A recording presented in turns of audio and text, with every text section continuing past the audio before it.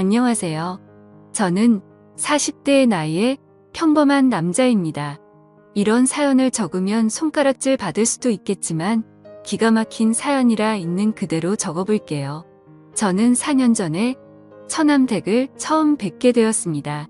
그리고 사실 처남댁과 저와는 1년 넘게 몰래 만남을 가져오고 있네요. 일단 과거 이야기부터 시작하겠습니다. 처남은 결혼할 여자라며 우리 집에 아가씨를 한 명 데리고 왔었습니다. 그때 처남이 데려온 여자친구를 보고 아내의 눈빛이 불안하게 떨리는 것을 캐치하게 되었었죠. 처남도 그런 누나의 눈빛을 읽었는지 모르겠습니다. 저는 아내가 입양하라는 사실을 알고 있었습니다. 장모님은 결혼한 지 10년이 지나도 아이가 생기지 않자 제 아내를 입양했었고, 그로부터 3년 뒤에 임신을 하게 되어 처남을 낳았다고 합니다. 어릴 적부터 둘의 사이는 누구보다 끈끈했다고 하더라고요. 아무튼 아내가 정성껏 차린 식사를 함께하면서 처남댁이 될 여자를 조용히 바라봤습니다. 다소곳하게 다리를 모으고 앉아서 얌전하게 식사를 하는 처남댁은 너무 순진해 보이고 예뻐 보였습니다. 하지만 어색한 시간이 조금 지나고 보니 성격은 매우 쾌활했습니다. 그 자리에서의 만남이 쉬운 자리는 아니었지만 이런저런 이야기를 나누다 보니 조금 편해진 느낌이 들었습니다. 처남댁은 제게 맥주를 따라주었고 저는 묘한 기분이 들면서 이상하게도 처남댁에게 관심이 가기 시작했습니다. 처남은 지금 다니고 있는 회사에서 처남댁을 만나서 결혼 준비를 하였고 우리 네 사람은 곧잘 어울려 다녔습니다. 처남은 나를 매형으로 아주 좋아하고 있었고 처남댁도 아내에게 언니라고 부르며 친해지려는 노력을 하는 것이 보였습니다. 하지만 아내는 그런 처남댁을 은근히 밀어내며 촉을 세우는 것이 보이더라고요. 아내가 왠지 모르게 처남댁을 시기 질투하는 것처럼 보였습니다. 지나가는 말투로 처남댁에게 왜 그렇게 쌀쌀 맞게 대하냐고 물어봤더니 그 후로는 태도가 돌변해서 더 이상 처남댁에게 차갑게 대하지 않더라고요. 그날 이후로도 뭔가 이상한 게 느껴졌습니다. 처남과 처남댁이 결혼하기로 한 후로 아내는 굉장히 신경이 날카로워진 것이 느껴지더라고요. 자기의 사랑스러운 남동생을 그 여자에게 뺏겼다는 일종의 질투심인가 보다 하고 넘기고 싶었는데 아내는 식탁을 치우다가도 잠이 들기 전에도 멍을 때리는 모습을 보였습니다. 그러더니 어느 날은 샤워를 마치고 침대에 갔더니 아내가 이불을 뒤집어 쓰고 울고 있더라고요. 그때는 왜 그러지 싶었습니다. 이후 처남은 많은 사람들의 축복을 받으며 결혼을 올렸죠. 아내는 처남을 사랑스러운 눈빛으로 바라보며 축하해줬고 우리 아파트 단지에 처남의 신혼집을 장만했습니다. 처남 댁은 형제가 없어서 그런지 우리 부부와 어울리는 것을 좋아해서 그런 결정을 내렸던 거죠. 결혼 전에 집을 알아볼 때, 혼수를 장만할 때, 집 계약을 할 때도 우리 부부와 함께하고 의지했습니다. 처남 댁은 나를 보며 고모부가 너무 의지된다고 하면서 감사 표현을 하더군요. 두 남매의 관계가 수상하다고 생각이 들 때쯤 처남 댁에게 전화가 걸려왔습니다. 우리 부부는 아직 아이가 없었지만 아이를 낳게 되면 처남 댁이 나에게 고모부라고 부르는 것이 맞기 때문에 미리 고모부라고 호칭했습니다. 반갑게 전화를 받았고 처남 댁은 나에게 할 말이 있다고 했습니다. 저는 처남 집으로 가서 얘기하면 되냐고 했더니 고모부 회사 근처에서 만나자고 했습니다. 저는 처남 댁이 왜 나를 만나자고 하는지 목소리를 듣고 조금은 감이 왔습니다. 회사 옆 커피숍에서 처남 댁을 만났습니다. 처남 댁은 나에게 미안한 기색이 역력했습니다.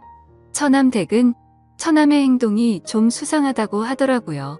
전화를 안 받을 때도 있고 한밤중에 누구와 통화를 할 때도 있다고 하는 것이었습니다. 처남 댁은 처남에게 무슨 일이 있냐고 물어본 적이 없고 혼자 끙끙 앓다가 저를 찾아온 것이었죠. 가정생활에 불안함을 느낀 처남 댁에게 알 수 없는 미묘한 감정을 느낀 나라는 놈도 참 늑대 같다는 생각이 들었습니다. 처남 댁은 남편이 바람을 피운다는 사실보다 버림받을지 모른다는 불안한 마음이 더 큰 것 같았습니다. 그런 처남 댁이 너무 가엽게 느껴지더라고요. 어딜 봐도 믿을 게 없는 결혼을 한 처남댁이 왜 그런 생각을 하는지 안타깝기만 했습니다. 그래서 지금 이상한 행동을 하는 건 처남인데 왜 처남댁이 더 불안해하고 겁을 먹고 있냐고 화를 냈습니다. 처남댁은 안 그래도 속상한 마음에 나를 찾아왔는데 나에게 쓴 소리를 들으니 속이 상한지 눈물을 보이더군요. 처남댁은 버스 타고 집에 가겠다고 했지만 잘 달래서 제 차에 태웠습니다. 처남댁은 고모부님과 따로 만나서 털어놓으니 의지가 된다고 감사하다고 하더군요. 저는 작은 고민이라도 함께 나누고 싶다고 했습니다. 처남댁은 그런 내가 오빠같이 느껴진다며 웃어 보이는데 그 미소를 보자마자 가슴이 떨리더라고요. 그날 처남댁을 차에서 내려준 뒤 처남은 정말 못할 짓을 하고 있다고 나쁜 놈이라는 생각이 들었습니다. 그리고 얼마 후에 처남댁의 아버지가 몸이 좋지 않아 병원에 계신다는 연락을 받았고 처남댁은 급히 고향에 내려가게 된 날이었죠. 저는 회사 일이 일찍 끝나 집에 일찍 퇴근했습니다.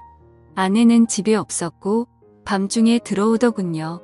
어디 갔다 오냐고 물었더니 평소에 늦는 사람이 웬일로 일찍 들어왔냐고 당황해하는 것이었습니다. 아내는 동생 집에서 저녁 차려주고 얘기 좀 하고 왔다고 하더라고요. 그때 나는 등이 오싹해지는 느낌이 들었습니다. 혹시 처남이 한눈 파는 상대가 내 와이프일지도 모른다는 생각이 들더라고요.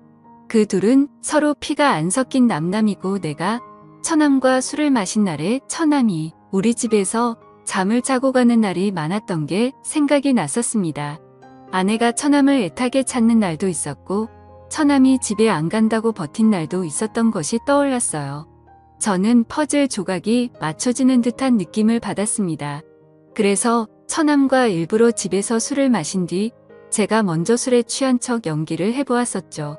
처남은 집에 가지 않고 거실에서 잔다고 했고 나는 일부러 코를 골며 자는 척했습니다. 그러다가 내 숨소리가 안정되니 둘이 속닥거리는 소리가 들렸습니다. 옷방으로 가서 같이 있자고 하는 소리를 듣고 말았던 거죠. 촉을 세우고 그 둘의 만행을 다 알게 되었습니다. 그래서 당장 들이닥칠까도 생각해봤지만 이렇게 넘어가는 건 아닌 것 같아서 증거라도 모으려고 일단 넘어가게 되었죠.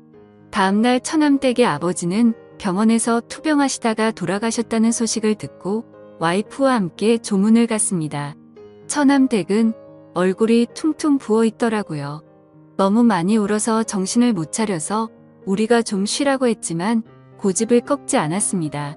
처남댁의 그런 모습이 너무 안쓰러웠지만 처남댁을 꼭 껴안고 위로해주지 못해 안타까운 마음이 들더라고요.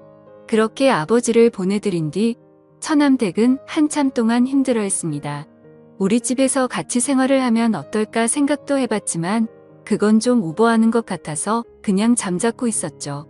그날 이후 아내와 같이 처남댁으로 매일 찾아갔습니다. 아내와 처남의 불륜 증거라도 찾으려는 생각도 있었고 사실 처남댁을 보고 싶고 위로하고 싶은 마음에 찾아갔었죠. 최대한 내색하지 않고 같이 식사를 하고 밝은 분위기를 만들었습니다. 그러던 중 하루는 넷이 모여서 해물파전을 만들어서 막걸리와 함께 먹고 있었죠. 왁자지껄한 분위기에서 처남댁은 안정을 되찾는 듯 했습니다. 그런데 저는 아내와 처남이 서로 좋아하는 눈빛을 교환하는 것을 캐치하게 되었죠.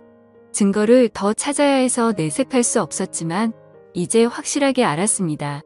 그리고 처남댁이 자꾸 신경 쓰이기 시작하더군요.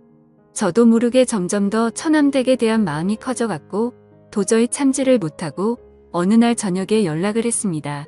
처남댁에게 알려줄 게 있는데 처남과 아내에게는 알리지 말고 조용히 만나자고 했죠. 처남댁에게 저녁을 같이 먹자고 했고 처남댁은 흔쾌히 알겠다고 하더군요. 우리 둘은 조용한 레스토랑에서 만났고 요즘 어떻게 지내냐고 물었습니다.